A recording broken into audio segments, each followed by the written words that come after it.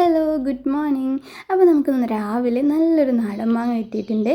നാടൻ മാങ്ങയുടെ അതേ മണം രുചിയൊക്കെ ഉണ്ട്. പക്ഷേ ഇത് നമ്മൾ മേടിച്ച് വെച്ച മാങ്ങയാണ് കേട്ടോ, നമ്മളല്ല, നമ്മുടെ തൊട്ട് അയൽവക്കത്തു നിന്ന് കിട്ടിയതാണ്. അപ്പം അതേ ഒരു സ്മെല്ലൊക്കെയാണ് കേട്ടോ. വാങ്ങി വെച്ചതാണെങ്കിലും നാടൻ മാങ്ങയുടെ അതേ പകർപ്പായിരുന്നു. അപ്പോൾ ഇതിൻ്റെ ഒരു ചുണയൊക്കെ കളഞ്ഞ് തെങ്ങിലൊക്കെ ഉരച്ച് ചുണ കളഞ്ഞ് അതിങ്ങനെ നെക്കിപ്പിഴിഞ്ഞ് അവസാനം ഇത് ഈ മാങ്ങാണ്ടിയെ പോലും വെറുതെ ഇടാതെ അങ്ങ് നന്നായിട്ട് രുചിച്ചേക്കണം കേട്ടോ.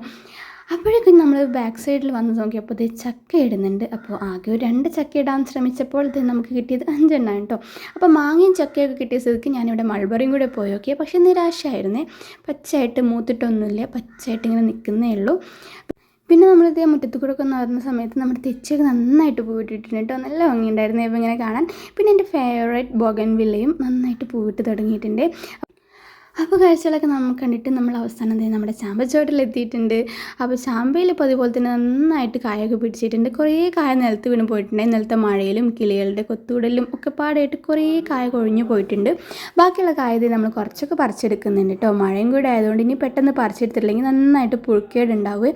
അപ്പോൾ നമ്മൾ ഒരുപാട് ചാമ്പക്ക ഇങ്ങനെ പറിച്ചെടുത്തിട്ടുണ്ട്. ഇനിയും ഒരുപാട് നമ്മുടെ ചാമ്പക്ക മരത്തിൽ ഇങ്ങനെ നിൽക്കുന്നുണ്ട് കേട്ടോ. അപ്പോൾ കിട്ടിയതൊക്കെ എടുത്ത് ഇനി വല്ല ഉപ്പിലിട്ടതോ അച്ചാറോ എന്തെങ്കിലുമൊക്കെ ആക്കാനുള്ള പ്ലാനിലാണ്. അപ്പോൾ എല്ലാവർക്കും ഹാവ് എ നൈസ് ഡേ.